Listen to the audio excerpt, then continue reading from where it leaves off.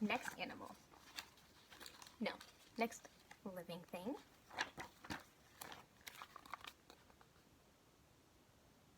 I can hear some of you already.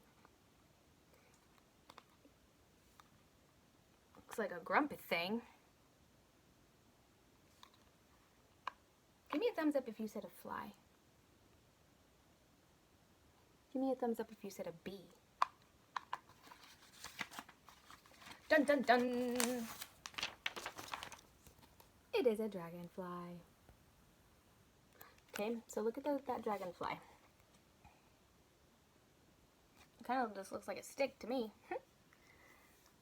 Okay, so some of the characteristics of a dragonfly. Remember, characteristics are adjectives or words that describe. Okay, a dragonfly has 2 eyes, really big eyes, takes up most of their head. They have a really long body. And their wings. Their wings are actually transparent. Transparent, meaning you can see right through them.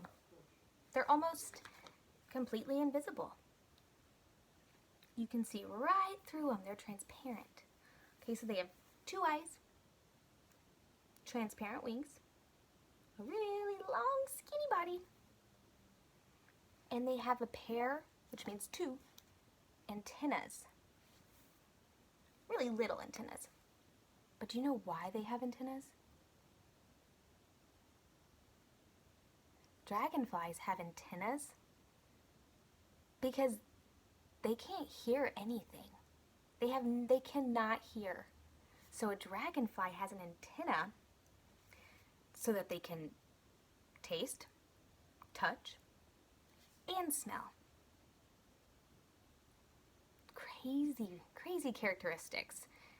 And the most important characteristic for a dragonfly is its eyes, because that takes up most of their head, and that's, the majority of one of the 5 senses, the taste, touch, smell, all that. Dragonflies majority rely on their eyesight. Okay, and the habitat for a dragonfly,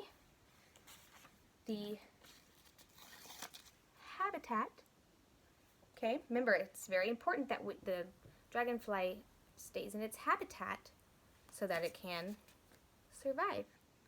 Okay, so some of the things that a dragonfly needs in order to survive, right? It needs food because it's living. It needs water because it's living.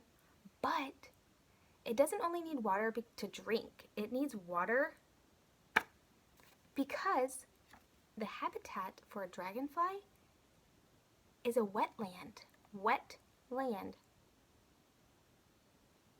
So it needs water, not only to drink, but it's part of its habitat. It needs to be wet. It can't be in the desert where it's dry, right? Okay.